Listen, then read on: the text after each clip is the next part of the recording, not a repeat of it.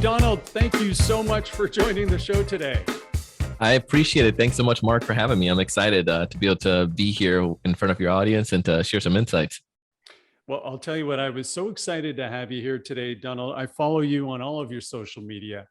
I'm really excited, by the way, to learn how to do a great podcast. I'm overwhelmed with your 3.5 million downloads for the Sales Evangelist podcast. So I'm going to be picking up some tips here today. But you've had a great journey in professional sales, Donald. Do you mind sharing for our group a little bit about your journey in professional sales? Yeah, I started, so, the sales is just something that I grew up with and didn't realize it.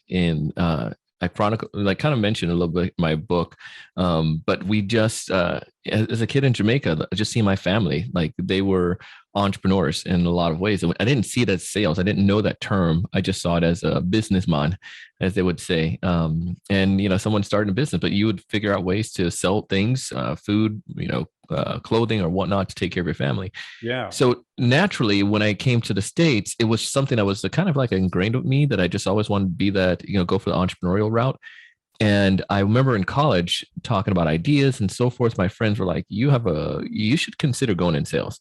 And I went and started looking for a job. And this guy was like a mentor for me. He was literally my mentor. You get put with these mentors when you come into school as a freshman. And I looked up to him. So Shem recommended that. So I went ahead and jumped into a sales gig, fell in love with it, loved it. And I got another job after that. So I started off with Dish Network and then selling over the phone, Dish Network, and getting people to give you their credit card information over the phone. That was a tough one. And then I did, we did timeshare presentations. So we got people to I was the inside sales folks, essentially, the BDRs, and we got people to sign up and come to these timeshare meetings to meet with, we call them the sharks at the time. And then from there, I did some waitering and then door-to-door security. And I got into some B2B doing IT training classes. So this was all while I was in school and made some pretty good money from doing all of this. Wow. So transferred and, graduated now and transferred into the real world. And I love the B2B side. So I started going further towards that. And I got into it was basically senior care where my friend's family owned a company and they were building out the sales department. And they recruited me to come out of school to come after I graduated, work for them. And we go to nursing homes and we get them to use our mobile X-ray services. And that was really good and a good lucrative thing. But time changed and I had another opportunity. I went into managed IT services and then eventually started selling software, electronic health records, and finally document management, where I spent most of my time up until 2015. And it just felt the software side of things were great. But during that whole journey, sure we'll tap into that, but the B2B transition from business to B2C was hard. And I had a, face plant, so to speak. And it wasn't until I got proper training and guidance that I was able to realize that, how you can really thrive in a business-to-business environment, a complex sales environment, and learn through School of the Hard Knocks and some good training, and grateful for those experiences, which led me to the success that I saw. I'm a little tired, Donald, just listening to what you were doing during school. It looked like you had about 8 different jobs while going to school, and that, that inner drive and drive to succeed. And by the way, kudos to that mentor, whoever they were, that pointed you directly into sales, because it looks like that turned out pretty well for you. It worked. It was a good avenue. So good bet, Shem. Yeah. Thanks, Shem. We're all better off because Shem had some great insight there. So we'll talk about that B2C and B2B, but most of the folks who listen to us here today, B2B, lots of unique things happening in professional sales today. In some ways, it's back to the future where nothing's changed. And in other ways, there's a lot of things changing in terms of how we do and what we do. And I know you run great training programs and you're in front of hundreds, if not thousands of salespeople every year with what you do and your speaking engagements. Tell me a little bit about what you're seeing in professional sales today. What do you see as some of the challenges and biggest opportunities for those of us trying to make a living selling B2B? Yeah, how much time do we have? Yeah, exactly. Right. I think there's there are definitely challenges, but there's definitely opportunities with those, right? Mm-hmm.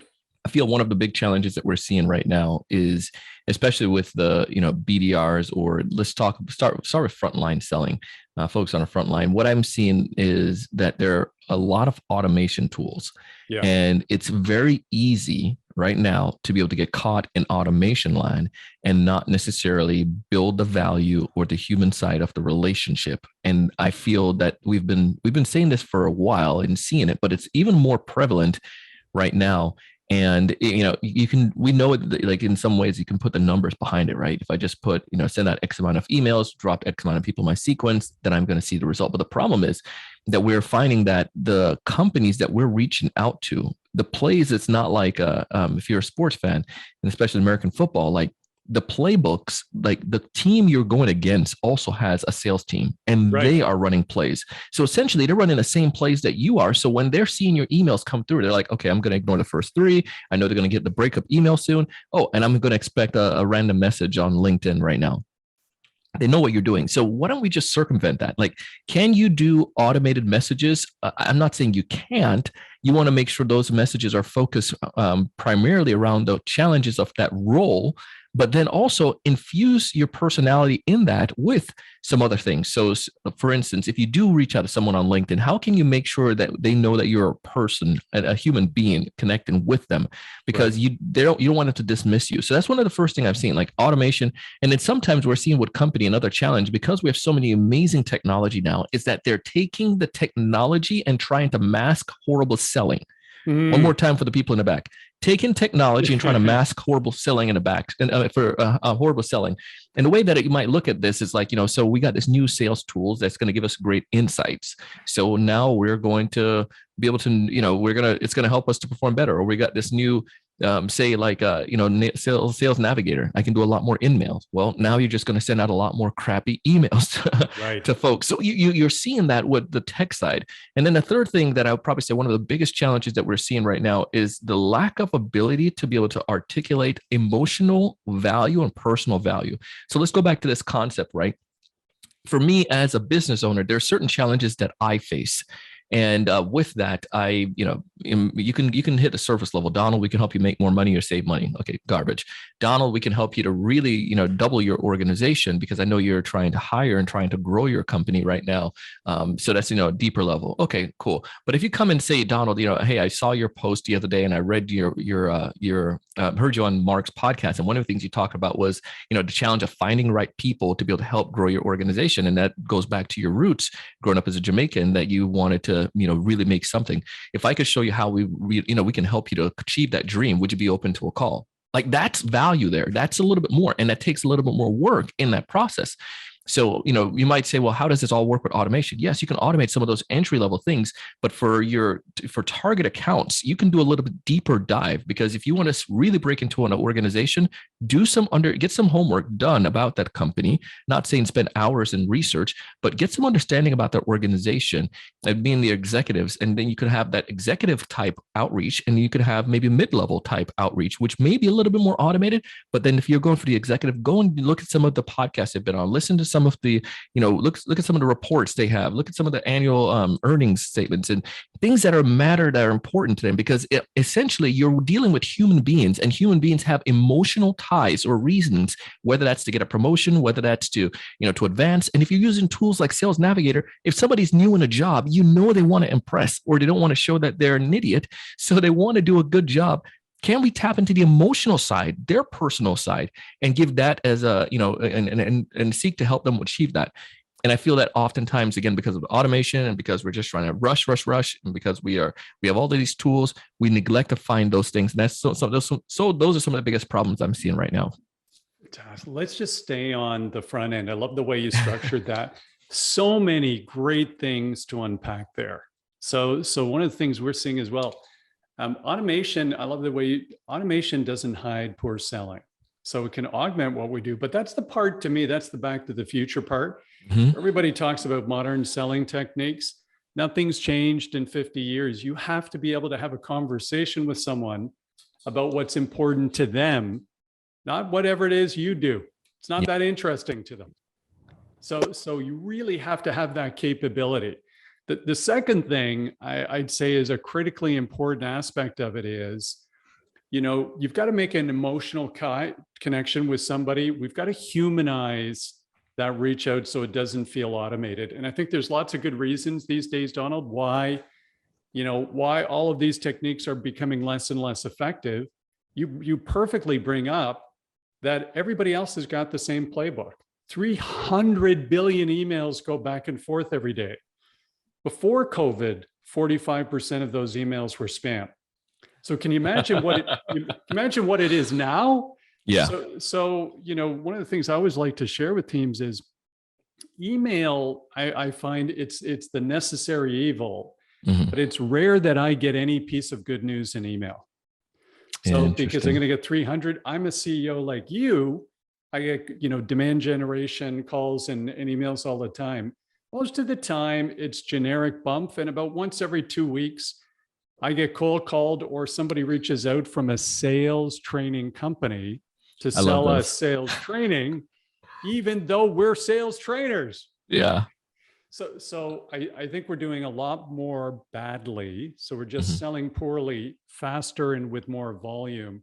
And frankly, the way SaaS has been growing in venture capital and in investment, that's caused all this. The SDR teams are exploding. They don't get training. They don't get onboarding. Their tenure is incredibly short because of it. So our first reach out to really important clients is our most poorly trained resource. And they're just going to tick off clients and prospects. People are so fatigued to this. One of the interesting things with that too is like my wife worked in a company where she worked in a back office, and it was in the commercial real estate side. And when we first got married, and one of the things that she pointed out was sometimes the tech team, when they would go into like a suite and help like one of the clients, they felt like if they did a bad job or if they were annoyed by one of the tenants and they didn't necessarily do they let them have it, I'm not going to do a good job for you. I'm going to put your ticket down to later. They don't realize that the person is not looking at the tech guy or getting angry at them. They're getting angry at the organization as a whole. You are a package deal. And I think that same notion too, when you pointed out like so eloquently, like the BDRs and SDRs, frontline people, they're the ones we're sending in right away. And when you're venture backed with, Series A, wonderful announcement by New York Times or, by Wall Street Journal. And then we get this, shabby email that's sent to us that sounds like a spam. Like, oh, come on, this organization sounds like they're a joke, in that case. So it dilutes it because it's the whole organization being represented. It's a great point. This is a little bit of the Back to the Future, by the way. I always like this. I'm so much older than you, Donald, that I've seen some of this before in different channels. Yeah. So, back 20 years ago, when I had a beautiful head of hair back then, by the way. But 20 I love it right now. But 20 years ago, what would happen? It was the same conversation in financial services or banking. The bank really large banks understood the lifetime value of a client or a customer, and they really wanted you badly. But your frontline engagement was with a teller who was the newest employee, was not particularly friendly, not particularly happy to be dealing with you, and could not be actually helping you with all of the products and services the bank really wanted to sell you. They didn't care about the checking account. They actually want my investments. They didn't care about the checking account. Maybe they want a line of credit for my business, but the person I'm interacting with can't help with any of those things. Yeah. And so it's really the same thing digitally today. Yes. Where we've got the marketing automatrons executing at scale. And you mentioned sales technology. There's 5,000 platforms out there that we can buy right now for sales enablement. So you may have heard of Tech Powered Sales by Justin Michael and Tony Hughes. They were on the show a couple of weeks back. It blows your mind what's happening in terms of sales technology. And by the way, there are some great tools that can help. Yeah. We don't need 30 of them. We maybe need 5 or 6 that might be super helpful, but I still have to be able to understand how to help that client or prospect address the challenges or issues or opportunities in their world for their business in a live, engaging conversation, and then differentiate by how I'm doing that. That can actually be a point of differentiation. Let me ask you this, by the Sure. way. So one of the other things I want to get to what you're seeing with account management, what you're seeing, sorry, with account executives and then management. But I was so excited to see about your work with Brigham Young. Oh yeah, So thank this you. idea of taking, of academia or academia embracing profession sales as a profession. What are you doing with Brigham Young? Yeah, so it's my alma mater, and I had one of my classmates when I was back in school. He started a marketing company. He got hired as an adjunct professor because those digital marketing was becoming a thing back in Yeah. 2010, 11. And he started sharing some stuff with the school. And as he was an adjunct, he was like, "Man, let me get some textbooks." And the textbooks were getting worn out, like getting outdated within like 6 months. Google would set up a new update, and now everything in the textbook was like outdated. So he had a genius idea. He and a co-founder to create a digital textbook company. So they start off a digital marketing space and grew, and Smart. it's called Stukent. So fast forward now to about 2 years ago in the pandemic, he said, "Hey, we're thinking about we want to do a sales textbook. I know you're in the space, you're doing well. Do you mind considering this idea?" So then he said, "Usually you want to have like somebody from academic with you." So I was like, "I have a perfect person." And one of my buddies, he was just tasked with the new, set up the new sales program at Brigham Young because it's out there in Utah with Silicon Slopes. And a lot of these companies or venture-backed companies are looking to get good BDRs, right? So it just made perfect sense. So BJ Allen and I started working on that book. So we created a sales textbook. But in my alma mater, so there's two campuses. The Idaho campus was really looking to develop their sales program, and I gave them ideas and so forth, and they tapped me and to share insights, and they gave me the invitation for what I consider full time. And I was like, "No, not right now. We're You not got to that enough on your point." plate, I think. Yeah. We're good. But then they came back about another year or two later and said, "Hey, would you consider being an adjunct?" And I considered it, and I said, if I treat it like one of my training cohorts, Yeah. I'm open to that. It wasn't for the money. There's not money doing that really. So now that I had this textbook and working as an adjunct, it just kind of made sense. And so my textbook is used in my class, and it's used across the country right now. But it's just helped Wow. developing like this program with these students. Like there's sales has been a redheaded stepchild that's been like, the idea and the theory was that if you're born with it, or you don't need to be taught it. But we see the total different opposite of that. Like when it's definitely a skill that's learned. And the more that we can help people to learn and understand the discipline of effective selling, it matures our whole industry and helps us to get the performance. And if you think about it, a BDR going into a company and may have a ramp time for 6 months. If we could shave 2 months off of that by Mhm. helping somebody to be able to get some training in school already, when they get into the field, I mean, it's going to be night and day. So a lot of the tech companies out in Silicon Slopes out in Utah, they really love this idea of getting those college students that are prepared and know this stuff. So it's just fascinating. We've seen the same trend across the country, and it was even before that Harvard started really putting a focus on sales, and a couple of these other major universities, which is then trickling down to most others. But I love it, and I give a couple of shout outs to a couple of my students. Like I have one of them right now.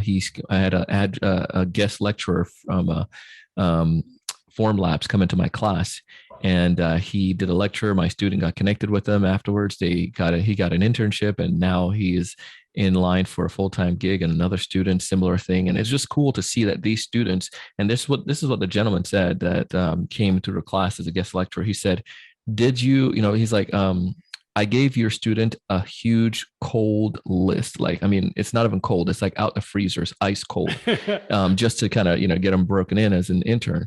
I was expecting him to get like maybe 1% reply or return, but I was surprised that he got like 3 to almost 5% return, from people engaging from this ice cold list. And if he could do that, I was like, man, it shows us like what's going on in schools. And so now each semester he's coming to try to recruit. So it goes to show you like this is amazing. And if I had that, I went through a school of hard knocks, right? In college, it was me doing my different sales jobs. But thinking about that formation and having a discipline and having like connection in industry, it would put me light years ahead. And the same, so that's what I want to do for my students. And the other thing too is another excitement thing that I love is a majority of my not majority, about 40% of my class this past semester were females, which are really exciting. And a secret between you and I, the girls in the class tend to be the better sellers at the end of the semester when I look at the grades. And I don't even grade, my TA do, but it's just fascinating like how the girls perform better in that. And I think we do a lot of like role plays and a lot of scenario based things. And so it's not like, just book work. And it's just really exciting to see how they perform well. And I'm excited to hear that and see the data now that more women are getting involved in sales, because I mean, it's not necessarily us versus them. It's a we thing, and a diverse team sells way better. So, things that we can learn from our female counterparts and vice versa. And that's what we're seeing with these classes. So it's exciting. I love it. And I'm not sure if it came across my passion there. It completely came across. And again, this is, you're so good at communicating so many great data points. I think it comes from the hundreds and hundreds of podcasts, but you get so many great data points that I want to unpack. Sure. The women in selling, by the way, I was so fortunate, Donald, to somehow I got connected into the women in sales. There's a women in sales community. Uh-huh. And so about half the guests on this podcast are sales leaders, women sales leaders or thought leaders like Kathy Hyman. Mm-hmm. So just fantastic, absolutely spectacular. And then she connected me in with her network. So I was so thrilled to connect in with some of these top females in sales, and they're amazing. Yeah, I love it. The second thing you brought up, sales as, within academia, you said leading schools might be using this, frankly, as competitive differentiation. If I'm thinking about the college or university I'm going to go to, we know everything starts with sales. I like to say it is the most important business discipline out there. Thank you. When I did my MBA, I got 3 finance courses, 4 marketing courses, 0 courses on professional sales. And I went to a great school here in Canada. We like to call it the Harvard of Canada, but it's not the same. But their feedback was, hey, it's a trade, not a profession. And my feedback was, get out of the 1950s. Thank you. Like, please wake up. So we went and you talked about Harvard leading in sales. We love Frank Sapides over there. He's been on our show. Good Frank. Isn't he the best? Frank. Yes. He's the best. I love sitting at his feet and just learning. He brings so much wisdom and knowledge.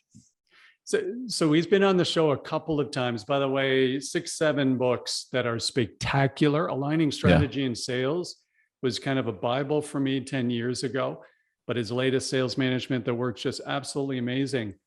And when I asked him, I said, well, tell me about what's happened with the students in your class. And he said, Mark, about 10 years ago, we'd offer these professional sales courses, but you'd have a tough time getting 10, 15, 20, % of a class, filled. Like people were just not signing up for them. But in today's world where everybody wants to be an entrepreneur and everybody's got side hacks and everything, they all understand how important sales is as a discipline. Yes. Everything starts with a sale. So the classes are very popular. So now everybody, and if they're getting it at Harvard, it's going to start to trickle down elsewhere. The last one, which I think is an interesting one, you talked about this, how important professional sales is. Yes. And there's this gap between, I think, some stereotypes out there in terms of what selling is and how important it really is as a business discipline. And this was the premise for one of our favorite books, Donald. I'm sure you've read it, but To Sell is Human by Daniel Pink. Awesome book. And when I had him on the show, for super, super sharp fellow like yourself, but I said, why would you write a book on selling? Because he had no background in professional selling. Mm-hmm. He's a speechwriter, political speechwriter. I said, why did you pick this book, which became my favorite sales book ever? And he said it had been his experience, I guess, when he got to, early into his career, that there was this huge gap between the stereotype of a salesperson through culture, film, television, all this type of stuff, and the actual salespeople that he knew who were some of the smartest, most intellectually curious, problem solvers, successful, he couldn't bridge that divide. So he decided to jump into it. That's what caused him to write To Sell is Human. Interesting. And I asked him at the end, I said, because he's kind of this cool futurist too. I said, what do you see happening for professional sales? He said, look, sales is management consulting. So the top of the top have always been management consultants, getting in, understanding a problem, providing an opportunity, being able to add value with this point of view as to how you can help. So he said, listen, low value tasks might get automated, but at the core, selling is not going to change. It's still management consulting. 100%. I couldn't agree with you more on that. I could not agree with you more.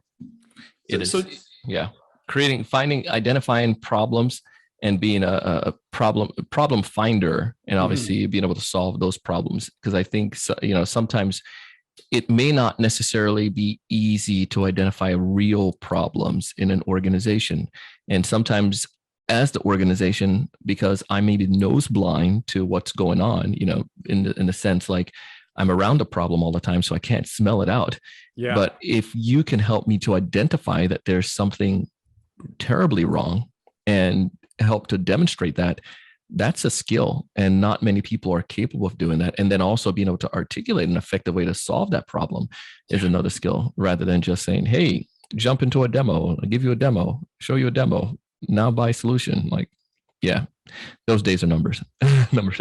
They really are. And that insight and wisdom, whether it's business acumen or market acumen, this is where we could really stand out and add value as professional salespeople. If someone can leave a conversation with me and go, hey, I'm not going to engage in sales training right now, but I certainly learned a little more about what I should be expecting from my sales team, or how I can enable them, or what's needed to take them to the next level, or what companies like mine are doing in the marketplace to be more successful. If we try and take this approach, I find in every communication with a client or prospect where we know we can add some value, then you're so good at this, about giving confidence to salespeople. I think that's what gives confidence to salespeople. Yes. Where they don't feel like the conversation is, hey, the client or prospect is doing me a favor, even talking to me. I actually walk in going, hey, I really want to help this client or prospect, whether or not it turns into pipeline for me or not. And because I'm deep in my industry, I have insight, I have wisdom, I have knowledge, I have best practices. I know what other large clients exactly like them are doing and why. So I just want to make a great impression and add some value. And I think good things come from that. Oh, yes. Couldn't agree with you more on that, Mark. Hey, Donald, you see so many, young salespeople and mid-career salespeople. You have so many followers. Tell me a little bit about, in your experience, what it takes in terms of personality traits or capabilities or competencies to succeed in sales today. What would you be looking for if you were hiring for the sales evangelist team? Yeah. So a couple of things that I look for is, one, I want people who are not afraid of doing hard things. And what I might mean by that is, like, you can evaluate that to find out what's something challenging that they've done recently, or something that they've accomplished outside of work, whether that may be, run a marathon, or, started writing a short story, or something that they've done that it's, independent of others, but it's like, it's a challenge that they took on. And there's different ways you can evaluate for those, but that's one thing that I like to see in people. And that means that they're problem finders again. Problem finders and problem solvers. They have a capability of really doing that, independent of me doing it for them. And especially when it comes to BDR, because you can get lost into a dime of dozen with so many emails going out. I want somebody that can look at the cadence and say, you know what, I'm going to tweak the cadence, and I'm going to add this in to that cadence. I'm going to try to do this thing a little bit different. Test things out. And, rather than to be a cog in a wheel, but more so being somebody that can help to identify and act rather than be acted upon, as David Bednar would say. And then the next thing that I think is really important is the idea of creativity. And go back to what we're saying when it comes towards this notion right now of of, individuals being order takers versus like a consultant. The consultants are creative, and creativity does not necessarily mean they're great at painting. That would be an awesome thing. Creativity, though, in the way of just being able to look at a problem in different angles, and being willing to do that, and bringing fresh ideas to the table. And then also just the simple fact of, the other pieces that we like to look for is they're, just like striving for excellence in all they're doing. Like, we don't care about somebody being outgoing, because we know that's a farce. We don't care about the idea of somebody being an eloquent speaker. And my best BDR, by the way, is he is from overseas, and I met him here in South Florida, and I told him we would love for him to apply. This was a few years ago now, or 2.5 years ago, and consider working with me. And I knew I wanted to work with him. And he was like, well, my English is not that strong. It's not that great, but it's fascinating that he's one of the better BDRs. He gets a lot of appointments. And here's one of the things that he does. He works harder. He's creative. And when he speaks, people have to listen a little bit more to him and articulates himself. Yeah. So with all of these elements, he has all of these components that we talk about, and it makes him one of those fantastic BDRs. But if you traditionally, people would overlook him, and I'm like, that's fine, you can overlook him. But those are the folks that I've seen. He has this drive that's out of this world, and he is creative, and he likes to identify problems and to fix them. He's very detail oriented as well, and so he knows his numbers and his metrics. And all of those things just help him to be one of a great BDR, a great seller on our team. And those are some of the things that I've seen that are out there. And I give him one. I was on a Sales Hacker webinar yesterday. So whenever you listen to this was back in June, and we did this, or May. And on this webinar, we talked about three underutilized strategies folks are missing out on when it comes to LinkedIn. Yeah. And one of the things that Ambition, the VP of Demand Gen, was on, and she shared one of her BDRs. She focused her conversation when she reaches out to someone on location base. So when I'm reaching out to you, and I see you're from Canada, may say something like, hey, Mark, tie in something around like, I've never been to Toronto, but it's on my bucket list. What are some good restaurants? People love talking about the area, but that's permission to connect here on LinkedIn. But doing something like that allows for that person to, it's a creative thing. And no manager is going to come up and tell you exactly how to do that. I need somebody to think like that. And that's what Aaron does. And those are some of the things that I'm seeing that BDRs would, that are really thriving or are bringing to the table. By the way, if you're reaching out to a Canadian, maybe just say it's the Friday of a long weekend at 9 a.m. How many beers have you drunk? How many beers have you knocked back? Sorry, Canada. Sorry, maybe I'm just pointing the finger at myself there. About time somebody explain it. How many times have you been to the beer store today? So Canadians well known for drinking the most per capita beer in most countries. And we rate how much beer we drink by how many cases of beer you can stack up and down against the CN Tower. So in a given year. So yeah, beer companies do kind of well in Canada. Interesting. So, coming back to the point to really zone in on, Donald, you just nailed it. I love the focus you bring on, first of all, creativity, but then secondly, accomplishment and hard work. It's hard to compete in sports or in profession with someone who never quits and has a high work ethic. Yes. I enjoy lots of different sports and love talking. I'm a hockey fanatic and still play. I don't like playing against people who never give up or who will outwork everybody else on the ice. Those are the people you got to keep your eyes on. It's not the super talented person with a wicked shot. It's actually the person who just keeps coming and coming and coming. Those are the ones you got to keep your eye on. And I think over time, if you add a little bit of growth orientation to that, meaning I work really hard, but I'm also willing to learn. Yeah. So I've got that Carol Dweck mindset thing going my way with growth orientation. It's a pretty powerful combination, particularly when you're starting your career in sales. Or for someone like me, who's, mid-career, it's completely invigorating to continue to learn. That's what keeps me excited about this profession. Yeah. If I was trying to do this the same way I did this 10 years ago, it wouldn't be interesting to me. Yes. It's interesting because it's getting more and more difficult, or it's adjusting. And so you've got to stay current. I know you're super well read, Donald. But by the way, before I lose it, that textbook that Yeah. you wrote, is that available for public domain, or do I have to be at a secondary institution to be able to purchase it? I believe you can still purchase it through the publisher, through their website. You get access to it, but it's Got it. mainly for through secondary. Through But you can get access to it. Like I know one of my buddies, my co-author, his mom was like, "I want to get a physical copy." And he was like, "Mom, it's a digital textbook." But you can go to the website to student.com and browse it and see the library. Then you may have to jump through a couple loops because they might ask you what's your university and students and stuff like that, but you can get past that, or just call their sales team and say, "Hey, I'm a fan of Donald. I want to check out the book."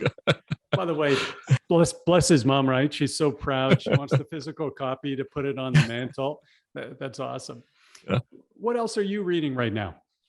So another book that there's Jeb Blunt's just had a book come out, and I want to give a big shout out to Jeb. It's a price increase, and how to, basically how do we navigate the price increase thing? Because we've seen that with logistics right now, and account executives and account managers, folks who are doing more of that full cycle selling, maintaining relationships, they're probably seeing some issues and challenges with that. And then also, there for me, my book, I just finished it as well, but Sell It Like a Mango. So that's one that I guess I'm not necessarily, I just finished reading it, the audiobook. Just going through that. So we just did the audiobook on that. And then another book that this one is called, it's just, I'm trying to get the exact title. But it's all around the alignment. I just got it, so I don't have the title in front of me. Essentially, it's about making sure that you're aligning with you're aligning your organization, insight-based selling. There you go. This was insight-based selling. But you're aligning with the insights and selling on that level. And the idea here, if you think about executives, and go back to what Daniel Pink said about the notion of being consultants. But the concept is, if you're an executive, you're CEO of an organization, you might hire a consultant, outside consultant to come, and they can give tons of wisdom and knowledge. However, there's some consultants that are free that you interact with, and those are salespeople. And the idea that they share is that most executives recognize that a good seller is going to multiple different organizations, like a beehive, like a bee going to different flowers. And they're hearing what's happening in this company, and they're helping this company. So they bring a lot of value. They're consultants. So they can bring that information, and they can get that free consultant when they have a discovery call with them or get a better understanding. So in that vein, if we see ourselves as that, we're getting this, real life data from these different companies. Can we use that in our approach to an executive and be able to sell based on insights? And so I love the book, and I don't have the author's name, but I can get the details and send it over to you after.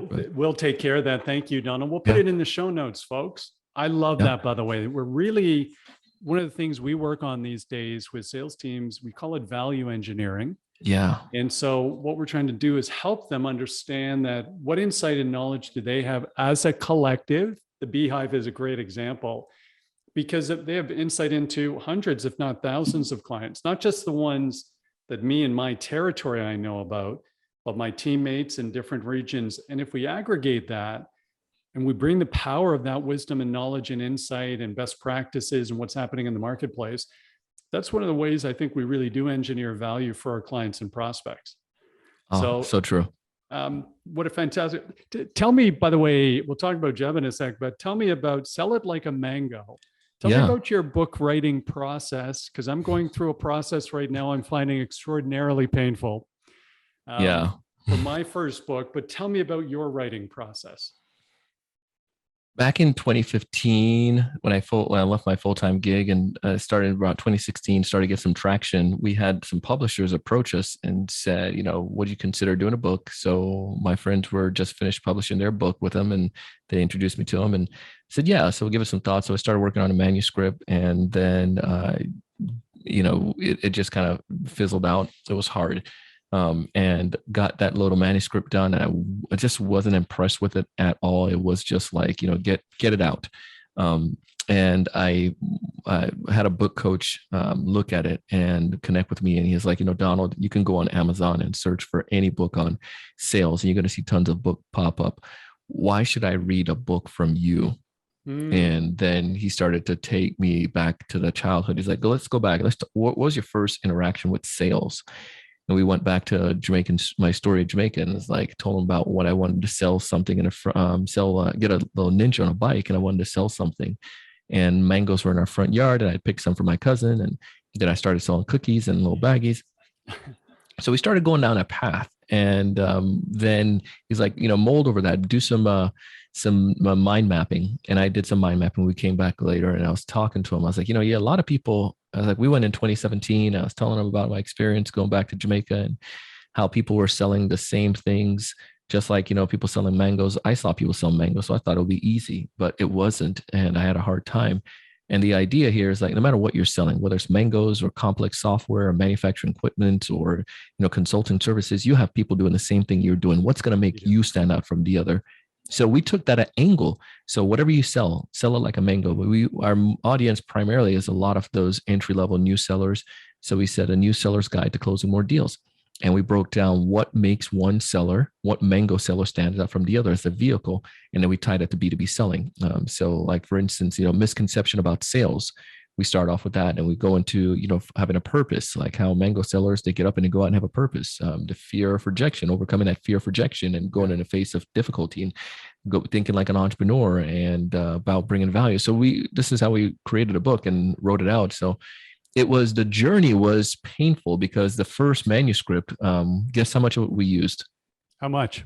Nothing. We threw it out, and then we started over with the second focus. Wow. And maybe a little piece here and there, but it was a grueling process, and probably took from about 2016 to now, that the book was, on and off. And it was maybe the last mile that I really kind of got focused on it. Maybe the last 2 years, we really did some, the writing and then getting it all done and going through the editing process.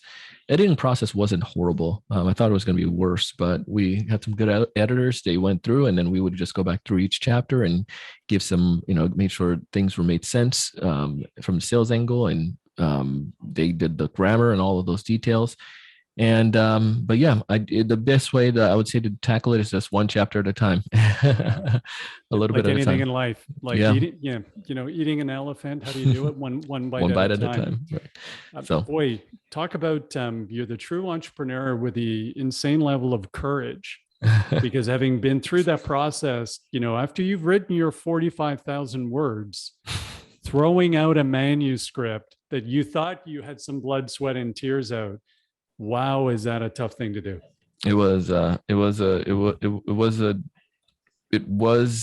necessary, but it was tough. It was hard to let go of it, but it did in the end make sure we came the right way and positioned it the most effective way for our readers. So I'm excited to read this book. Can we buy it now?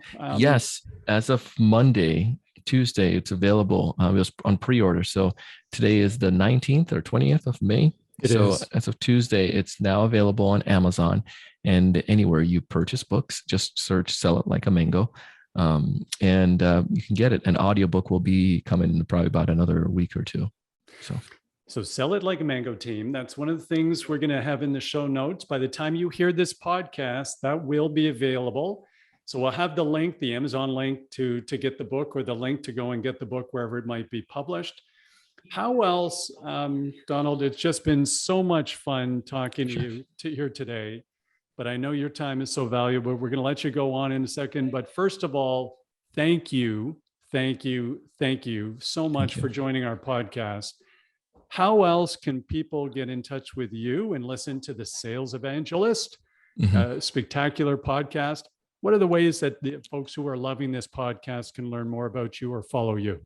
Well, if they I always say go home. So you can go home, go to my website and go home there. Go to the salesevangelist.com/mango.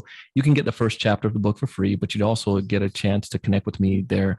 My social media handles are the same across all platforms. Donald C. Kelly, Donald C. Kelly, Donald C. Kelly. So, and I'll give you a food for thought secret here. This is a secret ninja trick.